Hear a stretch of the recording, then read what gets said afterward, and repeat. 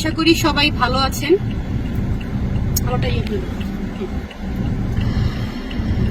ইতিমধ্যে আমাদের সাথে যে ঘটনাগুলো ঘটছে, ওই নিচেটা দাও। ইতিমধ্যে আপনারা দেখেছেন আমাদের সাথে যে ঘটনাগুলো ঘটছে, অনাকাঙ্ক্ষিত, দুঃখজনক, ন্যাক্কারজনক ঘটনা। আপনারা দেখেছেন শুরুতে হিরো আলম সংবাদ সম্মেলন করে সাংবাদিক ডেকে আমাকে তালাকের ঘোষণা দেয়। সেটাও আমার সাথে অন্যায় হয়েছে। সে পরকীয়া করেছে, পরকীয়া ধরাতে সে আমার উপরে রেগে আমাকে তালাক দিয়েছে। মৌখিকভাবে হোক সে কাগজে সে দিয়ে কাগজ লুকিয়ে রাখে নাই। এমন হলে আমি কি করব বলেন? এমনও তো হতে পারে যে সে আমাকে তালাক দিয়ে কাগজ লুকিয়ে রাখছে, আমাকে দেয় নাই এখনো কাগজ। সে যে বউ দাবি করে, আপনারাই তো দেখেছেন সাংবাদিক ডেকে এনে সে আমাকে তালাক দিয়েছিল, বলেছে আমি এই বউ রাখবো না, আমি তালাক দিয়েছি। আচ্ছা গেল, সে বিগত দিনে সে আমার সাথে সবকিছু মিউচুয়াল করতে চায়। আমি তখন বলি যে কিভাবে মিউচুয়াল হবে আমাদের?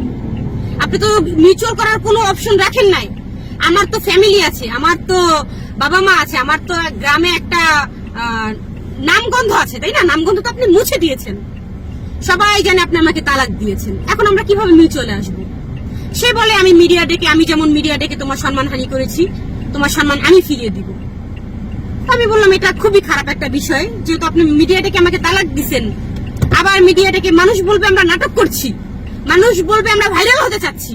আমি এরকম চাচ্ছি না। আপনার নামে মিথিলা ধর্ষণ মামলা দিয়েছে, আপনি মিথিলাকে বিয়ে করেন। আমি তাকে কন্ডিশন দিয়েছি আপনি মিথিলাকে বিয়ে করেন। তারপর সে বলছে সে রিয়াজকে ধরেছে।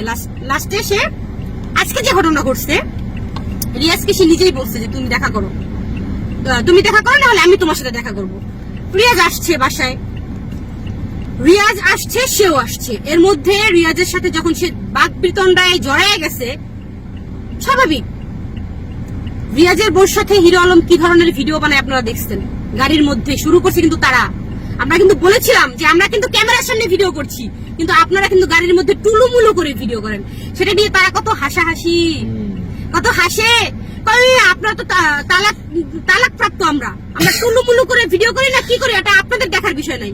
তাহলে আমরা কাজ করছি, আমরাও তো তালাক প্রাপ্ত, আমরা কাজ করছি, তাতে আপনার এত জ্বলে কেন হিরো আলম? আপনার কেন এত জ্বলছে বলেন? আপনার কেন জ্বলে? যখন আমাকে তালাক দিছেন তখন ভাবেন নাই, তখন ভাইবা দেন নাই? এই যে মিডিয়া ডেকে এই যে আপনার ছেলে পেলে কত ভাবে আমাকে আঘাত করছেন আপনি।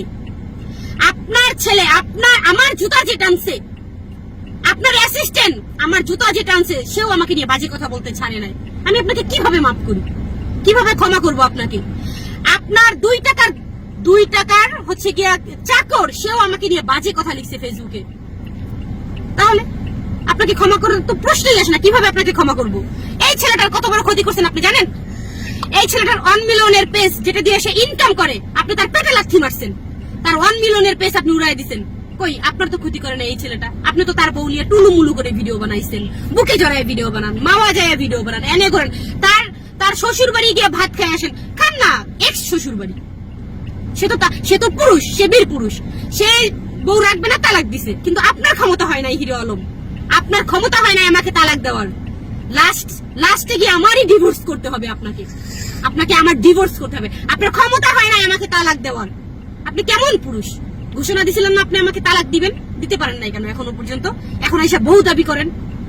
আপনি এই ছেলেকে বাসায় ডাকছেন, আপনি সিন ক্রিয়েট করছেন, আপনি এই ছেলেরা মারছেন, আপনি মামলা দিচ্ছেন। কেন দিচ্ছেন মামলা? কেন মিথ্যা হয়রানি করতেছেন এইভাবে?